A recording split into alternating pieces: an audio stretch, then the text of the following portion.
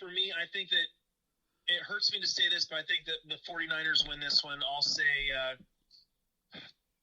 24-17. Yeah, I go with the 49ers if for no other reason. They're mad that they lost to the Atlanta Falcons, for sure. You know, I was going to say 24-17, but two of us can't take the same score, so I'll say 24-18. I'll shave off the extra point and try to find a point somewhere else. All right, but yeah, no, I think the 49ers are outright angry. And, you know, I'll tell you what, now from this point forward, they can market themselves as the Bay Area team, and they did that from 1982 to 1995 when the Raiders departed for, ironically, Los Angeles. But, you know, so now the 49ers are clearly the Bay team. And more importantly, you have the Golden State Warriors that also play in San Francisco. So all right, we'll go on to the Sunday game, one that I have a vested interest in, and Candy and I will be there to cover it. Will be the Jacksonville Jaguars and the Atlanta Falcons in the Unemployment Bowl. And now that has a lot of different rings to it. Will Dan Quinn and Doug Marrone be Black Monday casualties? And we know full well that Tom Coughlin didn't make it to Christmas after the news of his firing just a short time ago by owner Shad Khan. Yeah, with the Jacksonville thing, Tom Coughlin, I think a lot of that stemmed from the fact that I know that there was the fine last year against Fournette, for his antics on the sideline during the last game of the season. There were this season alone, I want to say that 25% of the player grievances were filed by Jaguars players against their front office. Well, it's a PR mess is what it is. And Shad Khan had seen enough, basically. So between the Fournette and Ramsey being traded midseason, Dante Fowler and all these good players leaving, albeit you have to hope for Jacksonville that they cash in on those draft choices. But still, the reality of the situation, to me, is exactly what it is. I mean, it's dysfunctional, and one can only imagine what's going to happen at this particular point. So, as far as this game goes for me. I'm sorry. Go ahead. As far as the game goes for me, I think Gardner Minshew could be a possible streaming option. I think that he would be better off to take instead of someone like a Josh Allen because of the matchup against that Atlanta defensive secondary. That's very beat up in its own right. So Minshew should be fine. Should be I think a streamable option. Leonard Fournette should be in for a good game against that defense of Atlanta. As far as the wide receivers go, it is very hard to predict who's going to be the guy. We don't know if DJ Chark is going to be healthy. You've got Dede Westbrook and Chris Conley basically going back and forth on which guy is going to be the guy that gets the most targets. So I think that all of them are kind of wide receiver 3 flex plays at best for me. As far as Atlanta goes, I think that with the Jacksonville's secondary and just a lot of their issues, that Matt Ryan should be in for a decent game. I still don't trust Devonta Freeman to do a whole lot. Julio Jones obviously should just eat in this game. He should be in for a huge game. Could win a lot of guys championships this week with what I think he can do this week. And then Austin Hooper is another solid start. Finished. I believe he actually had a TD in this one of the saving TDs in this last game. And so I think that this is probably going to be an Atlanta win. I think. And really the only reason I'm giving it to Atlanta is because it's at home for them. So I'd say this one, 24-21 Atlanta. Yeah, I'm going to go Atlanta as well, but I think it's 16-13. And I hear Mercedes-Benz Stadium's a beautiful place, so I'm definitely looking forward to seeing a game in a brand new $1 billion stadium. It's really neat to be able to go ahead and see a new stadium.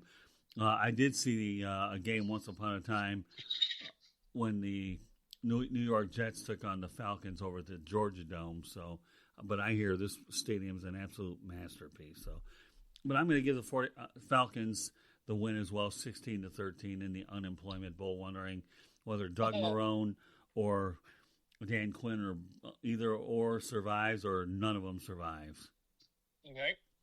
All right, a game that I obviously have a vested interest in will be a battle of two Ds, the Detroit Lions against the Denver Broncos. Matt Patricia won't be part of that Black Monday because his contract was renewed for one more year, at least to 2020. Bob Quinn, the general manager, the same way. So, and the Lions have been decimated by injury. So, obviously a meaningless game. They're playing for pride. They're playing for jobs. Who do you have? In this one, I think that I probably have to go Denver. Denver's defense has just been playing so well, really all season. It was their offense for the longest time. They just couldn't get anything going. And so I think that Denver probably wins this one. As far as fantasy goes, there's really not a whole lot to trust on Detroit other than maybe Kenny Golladay. I think he's more that wide receiver 2, kind of that wide receiver 2 or 3 range for this week, just because I think the matchup is in Denver's favor. They don't really have anything else other than Matt Prater in terms of weapons for this week in fantasy. As far as Denver goes, well, Drew Lock has really shown some great things over the last couple of weeks. I don't trust him for fantasy this week. Not especially if you're in the championship game. That's not anywhere I want to go. Philip Lindsay, I think, could run pretty well against this Detroit defense, so I think that he should be in for a decent game. And Cortland Sutton just had an absolute breakout season. Should be up for a huge game if he and Drew Lock can get connected. So overall, I think that Denver wins this one. I'm going to say 17-10 Denver over Detroit. I'll give the Broncos a little bit more than that. I'd say the Broncos will win 27-14. Detroit they have nothing going for them on offense. Galladay is only as good as who he has throw the football, and they're down to the third-string quarterback. And unfortunately for the Lions, it's just been another bad year with all the coaching and general manager rumors, which amount to nothing. We'll just see what the Lions can do during the offseason because they didn't do anything during the season. So, our next game is a battle between the Baltimore Browns. No, I meant the Ravens against the Cleveland Browns. Once upon a time, the Cleveland Browns relocated there, but the history of the name got to stay in creating the Baltimore Ravens.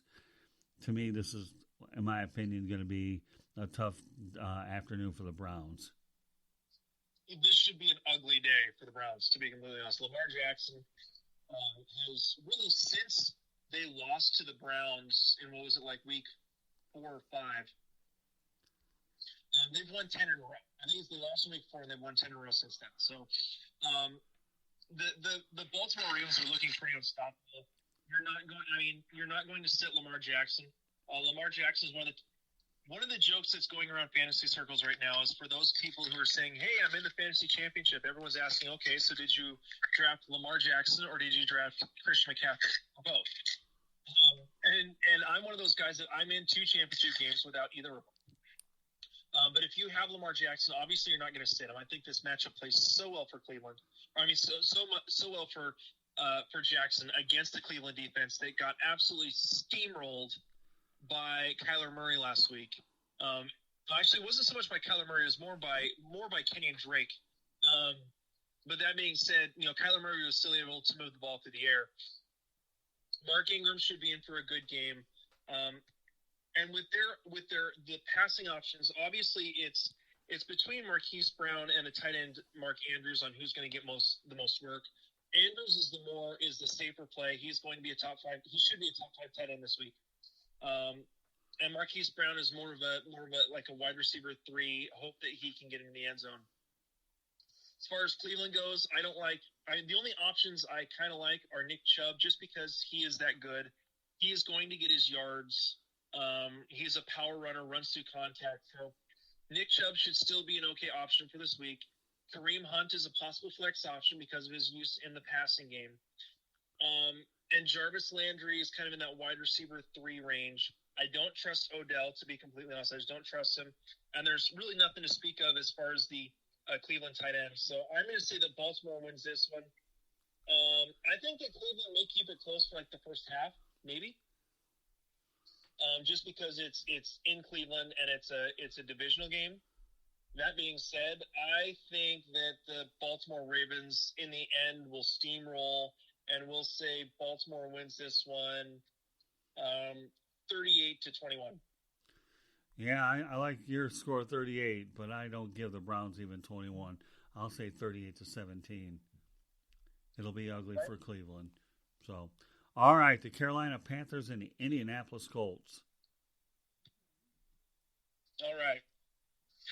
In this game, Will Grier is getting his first start with Kyle Allen being benched because of all the interceptions, especially the 3 or 4 that he threw last week against Seattle. I don't think this affects Christian McCaffrey. If anything, it benefits him. That means more dump-off passes to Christian McCaffrey, and they're going to run it more with him against this Indianapolis Colts defense. It'll be interesting to see how this affects DJ Moore and Curtis Samuel. I think that they are. I mean, outside of Christian McCaffrey, Moore is the more likely to be a decent weapon. And I think the matchup plays pretty well for the wide receivers against Indianapolis. As far as Indy goes, Jacoby Brissett is looking less and less like the answer for the Indianapolis Colts. Just his inability to play consistently. So I think Marlon Mack could be in for a decent game against the league worst rush defense in fantasy. And so Marlon Mack could be in for a decent game. I can't really trust T.Y. Hilton, even with increased snaps against the Carolina defense. I don't trust guys coming off injury. And so it's hard for me to trust that. And then you've got Jack Doyle. I think could have an okay game, could be a top 10 tight end this week. But overall, I think that Carolina actually wins this one in Indianapolis. So I'm going to say, even with Will Grier starting, I'm going to say that Carolina wins this one. Let's go 27-17. Okay, well, I actually have Carolina winning this one as well, but 20-14. McCaffrey is just unstoppable. He can make an individual that doesn't know anything about fantasy look good. If you have an auto draft and you're lucky to get this guy, then he can definitely do it. I know that from firsthand experience. So 20-14 Panthers. Now the Cincinnati Bengals and the Miami Dolphins in Miami. Right. We've got two of the teams that have been fighting so hard for that number 1 pick this year. Yeah, right. As far as the Bengals go, there's not a whole lot that I like about the Bengals in general. Andy Dalton could be in for an okay game. I think both quarterbacks are possible streaming options if you're dealing with an injury, or if you've been streaming quarterbacks all week and or all season, you've got a tough matchup this week. The Bengals defense has actually played pretty solid against quarterbacks and haven't ever really given up a massive amount of points to a quarterback. So I think that Fitzpatrick is still – I think that he's kind of on the edge of whether it's a good matchup or not. As far as the Cincinnati Bengals, for their running backs, Joe Mixon, I believe since like week 5 or 6, or maybe since week 8, I think it's since week 8, has been one of the top 5 running backs in terms of fantasy points per game in the AFC. And so against the Miami defense, I think that Joe Mixon is a must start. Should be a good option. Tyler Boyd, I think, can be okay against this Miami secondary. And really, I don't know if I can trust John Ross coming off the injury. So as far as Miami goes, we talked about Fitzpatrick. Patrick Laird has been an interesting guy, kind of back and forth on whether or not his production will actually get it done. I think that he could be an okay option this week as a flex play if you're desperate. Devontae Parker had a little bit of a down week last week, but has been on fire in previous weeks. Or no, it wasn't this last week. Devontae Parker went off this last week. It's the week before or so. So yeah, I think that Parker should be in for a huge game again against the Cincinnati secondary, just because he is that talented. So overall, I think that I do think that